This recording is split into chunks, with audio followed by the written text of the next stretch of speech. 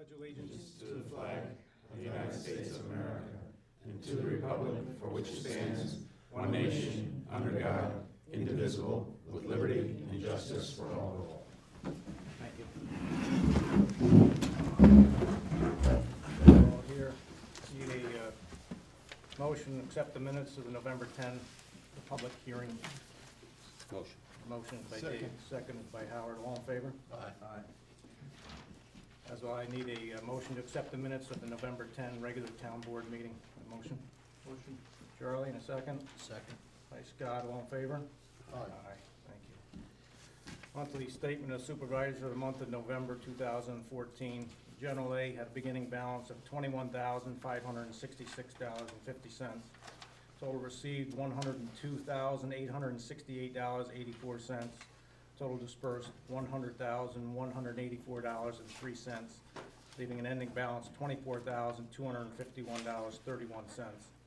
Savings for the General A is presently at $129,818.05. General B beginning balance was $910.66. Total received $12,340.59. Total dispersed $10,855.88. Leaving ending balance of the General B is $2,395.37.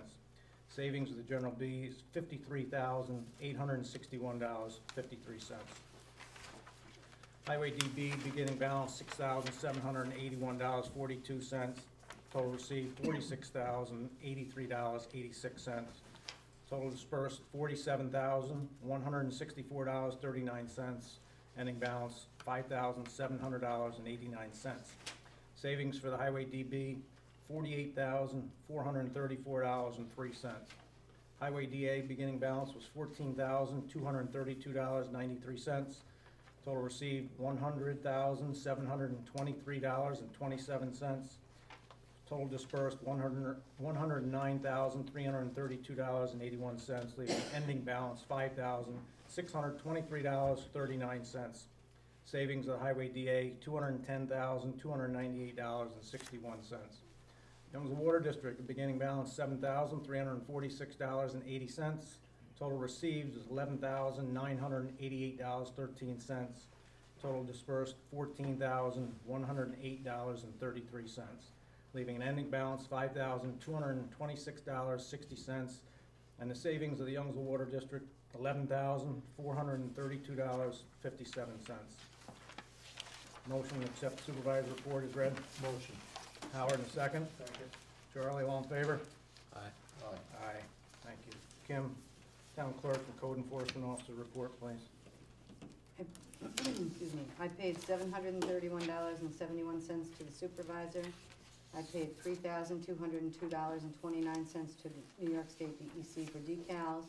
I paid $11 to Animal Population and Control, and I received $490 from the Code Enforcement Officer. Okay, thanks, Kim. Need a motion to accept Town Clerk and Code Enforcement as read. Motion. And a second by Howard. All in favor? Aye. Order the bills, Kim. General A vouchers 379 to 404 in the amount of $6,344.43. Also received a bill from Brett Erdman Contracting for $1,552. Verizon Wireless for $162.92. NYSEG for $737.19. And Dennis Finley for $299.50. General B vouchers 37 through 39 in the amount of $933.35.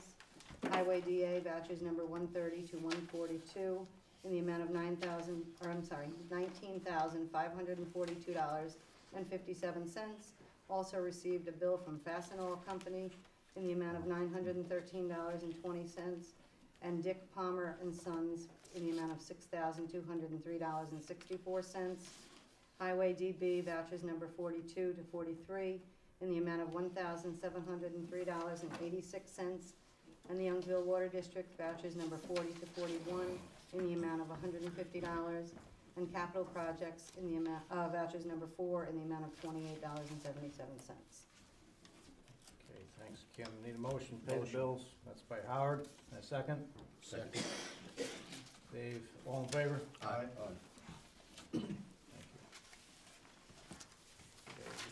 Warrants, November payroll, checks number 21547 to number 21561, and the direct deposits, the amount of $35,180.34. Any motion?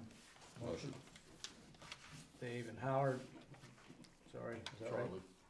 Charlie? Yeah. Dave and Charlie, thank you. All in favor? Aye. Aye.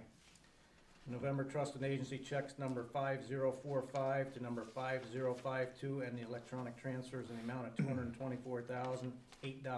I need a motion. Motion. That's by Howard and a second by Dave.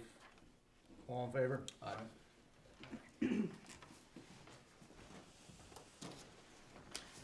Chris, Highway Superintendent report, please. We had a busier than usual November, and December starting out the same way, so we've been out quite frequently, and weekends and everything else with the ice, so it's been busy, unfortunately, because salt, we didn't start with a full shed because of the price and the and how much we used last winter, so this one's not starting out any better, unfortunately. We're doing pretty well with our equipment. We got one truck down at the moment, just waiting for parts. That should be here Thursday, but one sander truck down. But other than that, we're okay as far as equipment goes, but it's been busy already, unfortunately, and we got another few days coming, so yeah, it's not good. It's gonna be like this again this winter. Okay. Which truck you got now? Just one of the single axle Max with the sander, no plow. Waiting for some air tanks for that, just the air tanks went, but holes in them. But that's it for now, so, you know, hopefully they'll come with Cooks on Thursday, and we'll get that back in, but we got the little baby sander on the back of the 5500, so he's making do with that. Remember the other day I'd asked you about those LP tanks? They're still Yeah. there? They didn't pick them up? There's two still there. Right, okay. Yeah. We sent them a notice, or again, I guess, right, Joanne, second time? Yeah, they're Sent both him still a there. letter. I said we disconnected them earlier this spring. They're the ones Before from the slab. the original generator. There's two there, yeah. I went out and looked after I talked to Tom, yeah, they're both still there, they're up back. Continue to send us invoices on them, and we've notified them that they should pick them up, and we're not paying them anymore. Yeah. So, okay. Don't let them go for scrap. Yeah. No, they won't take them, you gotta cut them open. Anybody got anything for highway? Other than the other night when it was real icy, those guys were out in less than 20 minutes. Yeah. The road- I was out on the road. Yeah.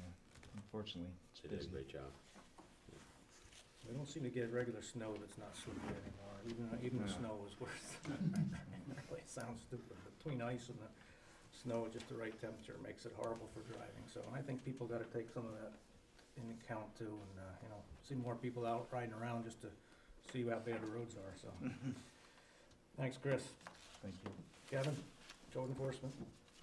Things are slowing down a little bit. We still have a couple houses being built, pouring a little cement. Went out to a vehicle into a building the other night. Had a class the other day.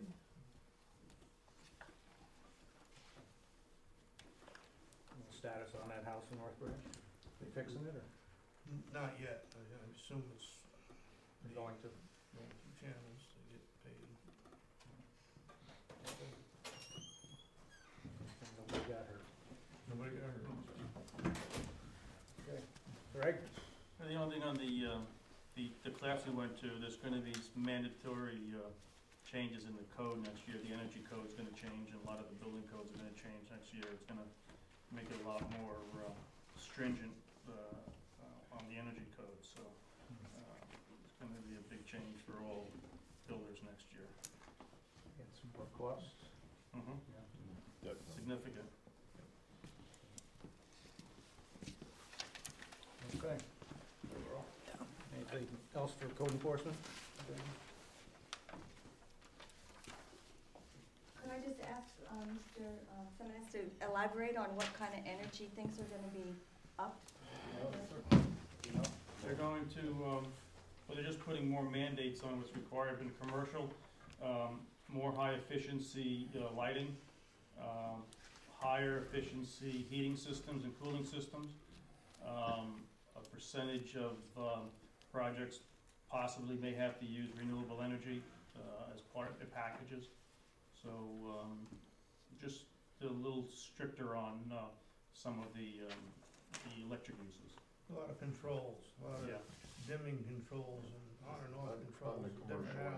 I was hours. gonna ask, is this on residential? No, commercial.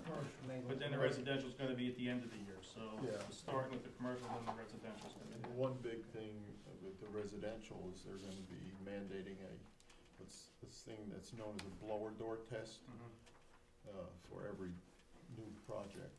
And they seal the house and there's a door that gets fit into the doorway and they measure the airflow, how much leakage there is. And if it doesn't pass, you gotta figure out where the house is Yeah. leaking air. So that's gonna be mandatory for houses. And then on the commercial ones, you also have to, after the project is done, the engineer has to come in and monitor it, the cooling cycle and the heating cycle after 1 year to determine if it meets the data that was provided for the project. So technically, a project isn't completed for at least a year afterwards. It's gonna significantly change, It's just New York State? no, this is federal. This is part of the federal energy code, so is every federal. every state has adopted or was mandated for it, so. Howard was there too, so Howard got the, Residential's gonna come later this year, you think? it's supposed to when they adopt the new 2014 code, but the commercial as of January 1st.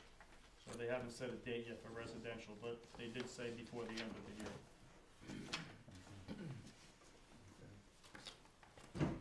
Okay, thanks for elaborating. Anybody else have anything for code enforcement? Okay, so this time we're gonna open up for public comment on agenda items. There isn't much, but you're welcome to comment on them. If not, we'll go right into the agenda items. Okay. First, we need a motion. We do this every December. I guess we have to do our end of the year transfers so we can pay our bills. And if anybody have questions on that, it's a normal procedure for this time of year. Motion. By Scott, Second. second by, I don't know who that was. I'm gonna Me. give it to Dick. Down that way. All right, give it to Howard. All in favor? Aye. Aye. You happy? Okay. We need to set the date for our reorganizational meeting in January for the last 4 years, anyway, 5 years, I guess. We've been doing this, maybe even longer, at our regular town board meeting, which I believe is the 12th this year of January. So our organizational meeting will coincide with the regular town board meeting, as long as that's all right with everyone. Fine. All right, motion. Motion. Dave, second by Scott, all in favor? Aye. Okay, third thing and last on our agenda, unless anybody else has anything, I do wanna request a board meeting, executive session, to discuss some possible litigation. So, we're going to do that. I'm not sure how long this may take. I know we have one student in the back that is here for a class project. And, if you'd like to address the board, so you don't have to hang around, what this could mean is, we'll go into executive session, we'll have to come back out. We probably will take no action, but because of some possible litigation, we're gonna meet in executive session, just the board and our code enforcement officer. So if you'd like to come up, and I don't wanna put you on the spot, but we're glad you're here. And, that way you can take care of what you need to do before we move into executive session.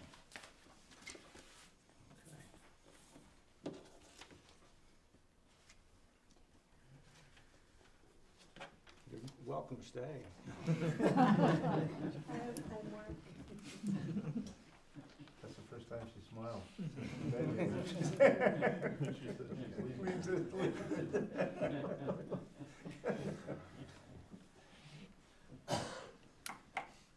Okay. So, Heather, glad you came. Come back to any of our meetings, please. All Okay, right? thank you. You're welcome. Take care. Good luck. Thank you. Okay, so at this time, like as I said, we will go into executive session. We need a motion for that. Motion. Okay, and, I guess a second. Second. Is by Scott. So, we're gonna return as quickly as we can, just not sure how long it will take. So, here to wait for us, or you don't. That's all. Okay, so no action was taken on this motion to come out of executive session. It's been so long since we've done that. I forgot. Motion. Motion and a second? Second. By Charlie. Dave and Charlie, all in favor? Aye. Thank you. Okay. All right, thanks for your patience. Didn't take us too long, so I guess at this time we're opening up for comments from the floor. Sure, Dennis. Hey, Tom, thank you. Just want to take a few minutes of the board's and the town's time regarding what we're entering into what now could be called Phase 2 of the design of the Veterans Memorial for the town. There's been quite a delay in the project, and this is mostly because there were difficulties in property allocation for the location of the memorial. And as a result, we are going to be setting the memorial up, hopefully, at the far end of the parking lot that we had originally talked about, at the town athletic field. It's going to be a smaller, in terms of square footage, it'll be a smaller memorial, and will result in a change of the design. And I'm going to prepare some documentation perhaps for the next meeting to explain that in detail. But it will be a different design, radically, and more simple, or I should say less elaborate. I'm also hoping to establish a committee to work on putting this memorial together. One thing I've learned in the process is that to get it right and to be as thorough as possible, I need some helping hands. I can't do it by myself. And again, at the next meeting, if not the one after, I'll be informing everybody of what these, what the objective of this committee will be. But for now, there are going to be 5 areas that this committee needs to look into. One, again, is the design of the memorial, especially in terms of its construction and the materials required. Research to continue with the theme of this memorial, which is to hopefully be able to identify each and every member of our armed forces who lost their lives in service to this country, beginning with the Revolutionary War. In the research I've done so far, I realize the information is out there. Finding it is really difficult and really time-consuming. So again, all the helping hands that we can get in on this project will make it a lot easier and bring the project along swiftly. A third area is in fundraising, and I think that there's a lot of, there will be a lot of popular support for this memorial in our town. People I've spoken with from time to time are not just ready to help, but ready to donate things and help raise money to build this memorial. And it's a good thing, because I don't think we'll need to lean on the town for financial support. And ultimately, it will be a really pure project, because the memorial will realistically be built by the townspeople of Callicoon, without whose efforts we wouldn't be able to move it along at all. So different aspects of fundraising that I'm expecting the committee will be able to look into. A fourth area of this memorial is to plan a grand opening of it and look into every conceivable detail that would make the dedication of this memorial significant. And everything from having all of the town's veterans present, maybe in uniform, inviting dignitaries politically, as well as retired individuals or active individuals from who are on active duty and live in this town, maybe representatives from the West Point Military Academy. I would expect that this memorial would get started the right way, with ceremonies around that grouping of people. And the fifth area I want to look into with this memorial definitely the maintenance of it. Just speaking with Paul tonight, we realized memorial can easily be forgotten after it's dedicated if it's not looked after. So certainly we'll look into how this memorial can be maintained over time, over generations, added to if need be. So I'm identifying what I'm doing now as phase 2. In phase 1 I came up with the original concept, some of the design, and I'm happy to say that the architect who is going to donate all of his time and drawings, Jerry Smith, is a resident right up the road here. And although his original plan, again, because of the property acquisition issue, we can't go through with it, he's still very interested and is anxious to come up with a new design. So I just want to say thank you to the town board, especially to you, Tom, for the interest you've taken in this, and for the patience you've shown as I've, hit some stumbling blocks and roadblocks, and to Kim as well for all the typing and preparing of all the documentation thus far. I never felt that I was burdening you, and I think you're really great about that. So thanks to you both, but thanks to the town board for your patience again and for your interest in this project, and I promise I will bring it along this year, in the coming year. Thank you. Thanks. Thank you. I have no reason to not believe that, and I appreciate all your time you've spent so far, and no matter how it turns out, I know it's going to be a wonderful tribute to all of our veterans. And I was just saying to these guys earlier, I saw something yesterday on the news, being the date of December 7th, and I believe the statistic I heard was we're losing 1,000 World War II veterans each day now. That's right. So it's That's right. very sad. So thank you for your work and dedication. You're very welcome. It's an honor. Anyone else have anything? Yes, Mr. I have a 70-page summary for each of you, and Mr. Wright, this is the text of what I'm going to say. I'm Linda Wright from Chandler Lee.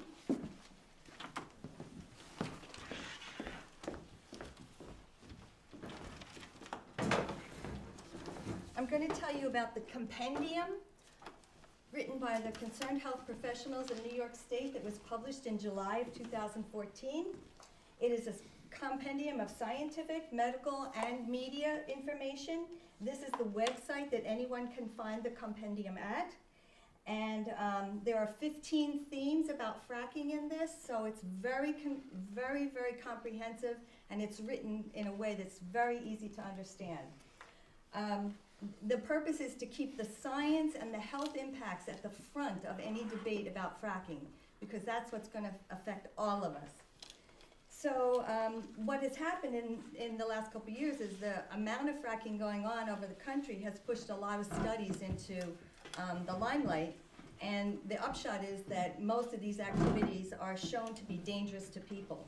In fact, this group concludes that the peer-reviewed medical and public health literature says that fracking cannot be practiced in a way that does not threaten human health.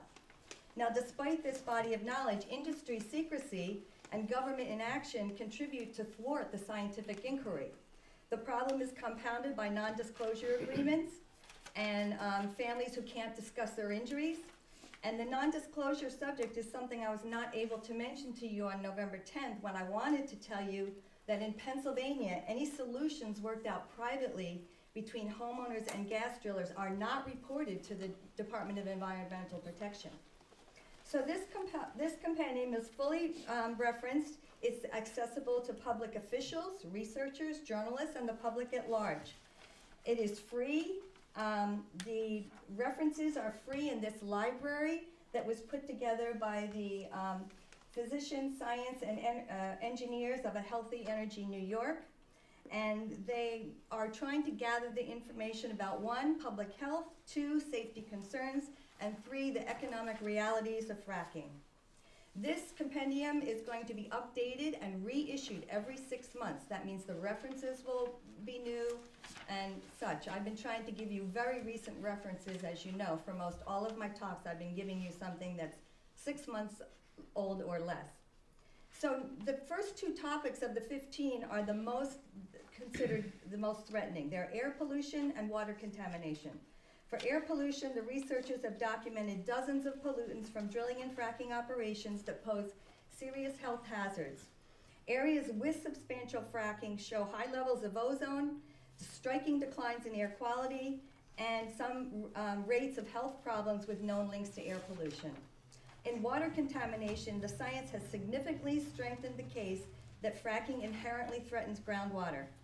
And a range of studies across the United States shows that groundwater contamination occurs, and it is more likely to occur close to drilling sites. Likewise, the number of blowouts, spills, and cases of water contamination have steadily grown.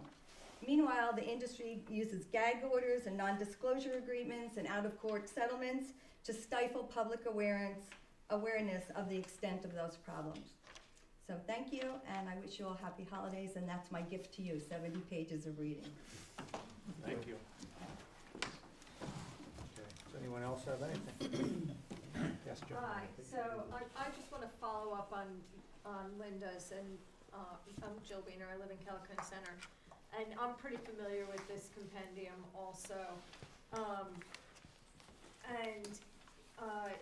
You know, there are another 12 subjects that are covered in there, aside from the air pollution and the water contamination, so I think I can spin through those really quickly. And number 3 is the inherent engineering problems with shale gas wells, and they just get worse with time. And basically what it means is these wells fail and leak. And Schlumberger themselves, which is one of the world's largest companies specializing in fracking, published an article in 2003 that says 50% of their wells leak after 15 years. I'm sorry, 5% leak immediately, 50% after 15, 60% after 30 years, and the Pennsylvania DEP has similar but even probably worse results with that. There are radioactive releases. There's, you know, the Marcellus Shale is highly radioactive, and measurements of radium in fracking wastewater in New York and PA have been as high as 3,600 times the US EPA's limit for drinking water. There are occupational and safety hazards. These are very dangerous jobs. The few jobs that come are incredibly dangerous. And some of the hazards include head injuries, traffic accidents, blunt trauma, burns, and toxic chemical exposures. Just today, actually, there was a new, and on Friday, there were new reports of how dangerous benzene is. And that is one of the chemicals that is used in fracking, and that the petrochemical industry has been stifling reports of just how prevalent these dangers are. Noise pollution, light pollution, and stress. I'm already stressed, you know. Earthquake and seismic activities. I'm sorry, what? Did you say something? Earthquakes and seismic activities. They're abandoned and active oil and natural gas wells, and they become pathways for gas and fluid migration. It's unintended, but it happens. New York is also filled with faults. There are flood risks that come with fracking because of land clearing and forest fragmentation. I'm really almost done. Threats to agriculture and soil quality. Threats to the climate because of methane leakage, which methane is an 86 times more potent greenhouse gas than carbon dioxide. We have let you go on a little now, so I do appreciate your concerns with this, and I'm sure everything you're talking about is found in what Ms. Rick has provided to the board, so we appreciate that. And at this time, I'd like to ask if there are Any other comments from the board about anything at all in the back? Just to point out, the first speaker spoke for 5 minutes and 45 seconds. The second speaker spoke for 3 minutes and 51 seconds, and Joe was cut off after 3 minutes and 15 seconds. Just to put that on the record. Thank you. We So do averaged. you want me to finish? No, we've said 3 minutes. I did give the first speaker a little bit of extra time. I don't have the seconds on my phone, I have the minutes, but I did give a little bit of brevity, or a little bit of leeway to her, because I know last month that we cut her short. So, but I think we've heard that, we understand where you're coming from. We thank you for bringing this more information to us. So is there anything else? Here. Earl? Yeah, Earl Myers. Just wondering, Tom, can you relate to us the financing through the state here for all the flood damage that we had? Very easily, we haven't gotten a cent. We're still trying, not to sound smart about that, but this is done differently than our state has ever done it before. Evidently, they've sidestepped the agency that we all feel should be the one that has been the go-to agency, and that's State Emergency Management.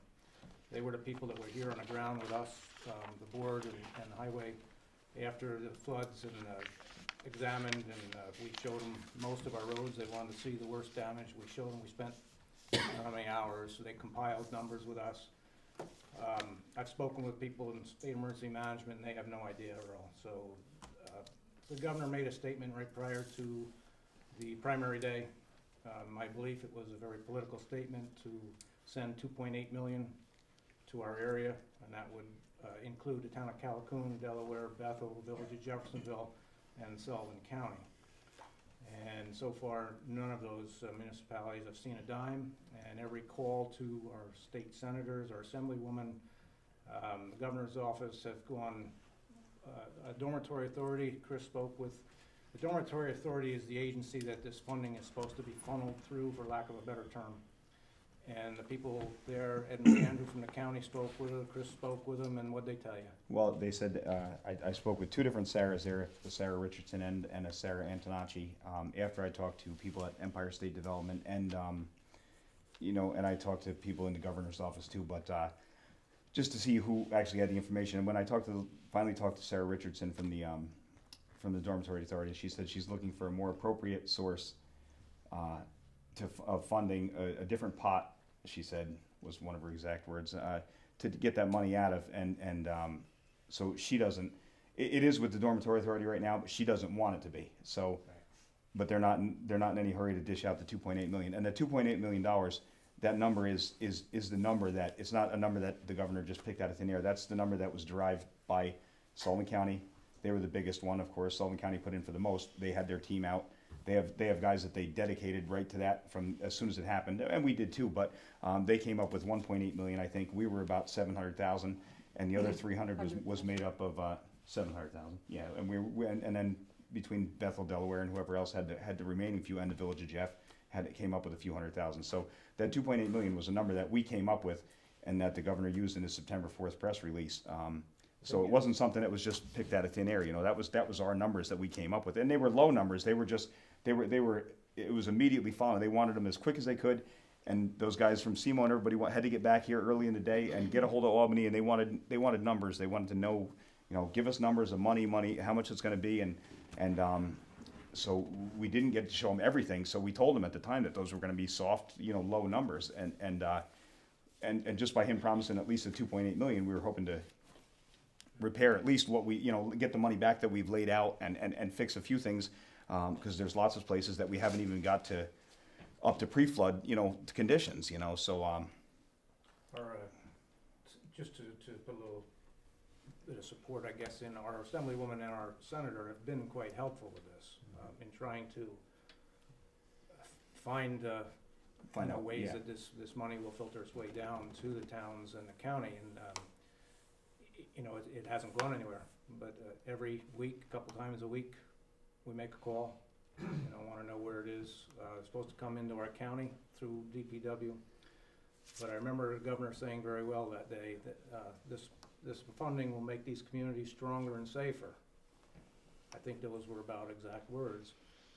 And as Chris has pointed out, if the town of Callicoon receives the 500,000 that we've been told we're supposed to get, which is far short of the numbers we compiled, it probably will barely cover what we've spent or what we could spend. We have a bridge right on your road that should be replaced. It took a real hit in a storm in July, 100-year-old bridge, almost. 30s, yeah. That is the town's responsibility. So we're gonna keep on it. We're gonna hold the governor to his word. And, you know, but we would just like to know, we first started asking the question, are we gonna receive it yet this year? So we could make some decisions of where to go and to what further projects we could at least start. And now we're wondering, will we even see it in 2015? And nobody has been able to tell us that yet. So. Yeah, I know, I can see it's still got work to do. You take, along some of the roads, there's some tremendous ditches there that ought to be backfilled. Yeah. And, Well, we're quite aware of that, and we'll make it a point, you know, once the weather allows them to do that, we'll be on it. But we got to the point where we just had to prioritize, and you know, we were able to do it within our budget without borrowing any money, which we thought that may have been a possibility that we would have had to. As it turned out, we did not. But Chris and the guys did a great job and working with our budget officer to stay within that and be able to make the repairs that we have. Yep. So, thanks, Chris. Anyone else? Peter? I'll beat me to it. That was That was it? basically my question, the funding for the, okay. You don't need any money, don't you? Okay. Anybody else? If Make a not, motion. I'd like to wish everybody a very happy, Merry Christmas, Happy New Year, and we'll see you in January. Motion. Need a motion? Motion. By Howard and Dave. Try.